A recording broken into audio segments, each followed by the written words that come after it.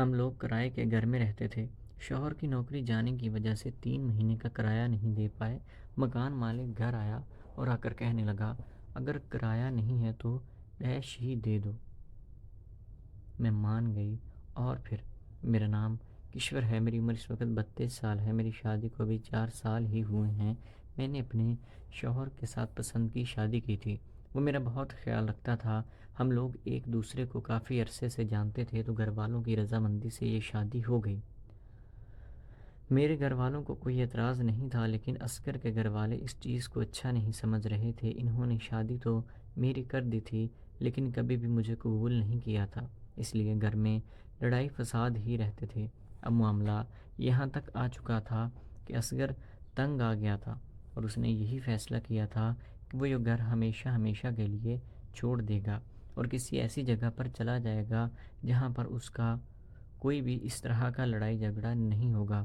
تو شادی کے 1 ڈیڑھ سال بعد ہی ہم نے وہ گھر چھوڑ دیا تھا اور اپنا سامان وغیرہ باندھ کر شہر میں شفٹ ہو چکے تھے۔ یہاں پر ہر سہولت ہمیں میسر تھی، کسی بھی طرح کی کوئی پریشانی نہیں تھی۔ اصغر صبح کام پر چلے جاتے تھے اور شام کے وقت ہی واپس گھر آیا کرتے تھے۔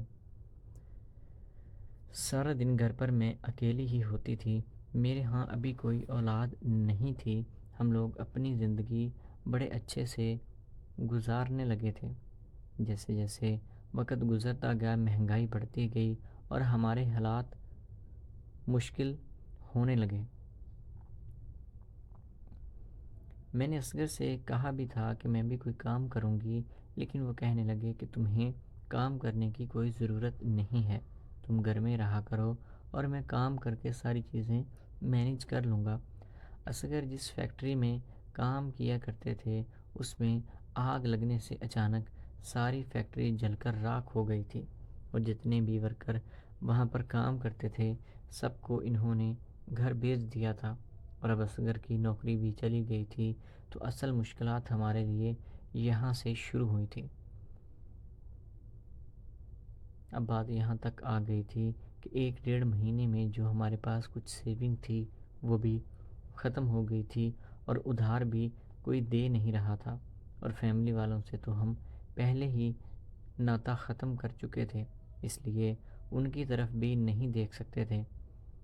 میرے گھر والے اتنے زیادہ اچھے نہیں تھے جو کہ ہماری کچھ مدد کر سکتے، لیکن پھر بھی انہوں نے کھانے پینے کے لیے کچھ سامان ہمیں بھیج دیا تھا، جس سے ہمارا کھانے پینے کا مسئلہ تو نہیں تھا، لیکن گھر کا کرایہ، دودھ اور ارد گرد کی بہت ساری چیزیں ہوتی تھی جو ہمارے لیے مشکلات پیدا کر رہی تھی۔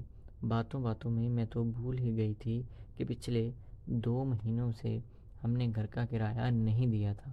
مکان مالک روز آ کر ہمیں دھمکیاں لگا کر جاتا تھا اور یہی کہتا تھا کہ میں تمہارا سامان اٹھا کر باہر پھینک دوں گا۔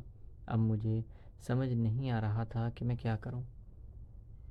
میرا شوہر پہلے ہی بہت زیادہ پریشان رہتا تھا، میں مزید اس کی پریشانی نہیں بڑھانا چاہتی تھی، لیکن میرے بس میں کچھ بھی نہیں تھا، میں کچھ بھی نہیں کر سکتی تھی۔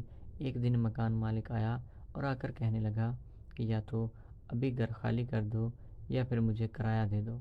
میں نے اس سے کہہ دیا کہ آپ چلے جائیں، میں تھوڑی دیر میں آپ کے پاس آتی ہوں۔ وہ چلا گیا اور تھوڑی دیر کے بعد میں فری ہو کے اس کے آفس میں چلی گئی تھی اور جا کر اس سے کہا کہ دیکھیں، آپ کا 1 روپیہ بھی ہم لوگ نہیں رکھیں گے، لیکن وقتی طور پر مشکلات زیادہ ہیں، اسی وجہ سے آپ سے تھوڑا وقت مانگا ہے اور آپ کو وقت ضرور نکالنا ہوگا۔ وہ مجھے کچھ گھٹیا ٹائپ کا لگتا تھا، اس لیے میں نے خود کو اپنے اچھے سے ڈانپ رکھا تھا۔ اس کے دیکھنے کے انداز سے لگ رہا تھا کہ اس کی نیت ٹھیک نہیں ہے، وہ عورتوں کو غلط نظر سے دیکھتا ہے۔ جب میری بات مکمل ہو گئی تھی تو وہ کہنے لگا کہ مجھے تو یہ سمجھ نہیں آتی کہ جس کی بیوی اتنی زیادہ خوبصورت ہو اسے اتنی پریشانی لینے کی کیا ضرورت پڑی ہے۔ جب اس نے یہ بات کی تو میں تھوڑا سمٹ گئی تھی اور اس کی طرف دیکھنے لگی اور کہنے لگی کہ یہ آپ کیا کہہ رہے ہیں، میں ایسی ویسی عورت نہیں ہوں، اس نے کہا کہ مجھے پتہ ہے، میں صرف یہ کہہ رہا ہوں کہ تمہیں اپنے شوہر کی مدد کرنی چاہیے۔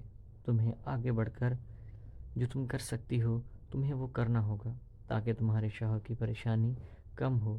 میں نے جب اس سے یہ بات کی کہ میں کیسے اپنے شوہر کا ہاتھ بٹا سکتی ہوں تو وہ کہنے لگا کہ تم اتنی خوبصورت ہو کہ تمہیں اندازہ بھی نہیں ہے۔ تم خود کو اپنے گھر جا کر شیشے میں دیکھنا، اور ہاں، دوپٹہ اتار کر، تاکہ تمہیں تمہاری اندرونی خوبصورتی دکھے اور اس کو استعمال کرتے ہوئے تم اپنا کام چلا سکو۔ جب اس نے یہ بات کی تو میں سوچنے لگی تھی کہ یہ کس طرح کی اخلاقیات سے گری ہوئی باتیں کر رہا ہے۔ خیر، میں وہاں سے چلی گئی تھی اور جا کر اپنے آپ کو بغور دیکھنے لگی تھی۔ جب میں نے اپنے جسم کو دیکھا تو میں سمجھ چکی تھی کہ وہ کیا بات کر رہا ہے۔ خیر، کچھ دن وقت یوں ہی چلتا رہا۔ میں سب سے پہلے اسی کے پاس گئی اور اس سے کہا کہ بتاؤ مجھے کیا کرنا ہوگا تاکہ میں اپنے شوہر کی پریشانی کم کر سکوں۔ وہ کہنے لگا کہ کچھ نہیں، تمہیں بس تھوڑا سمجھوتا کرنا ہوگا اور پھر اگلے 3 مہینے کی مہلت آپ لوگوں کو میں دے دوں گا۔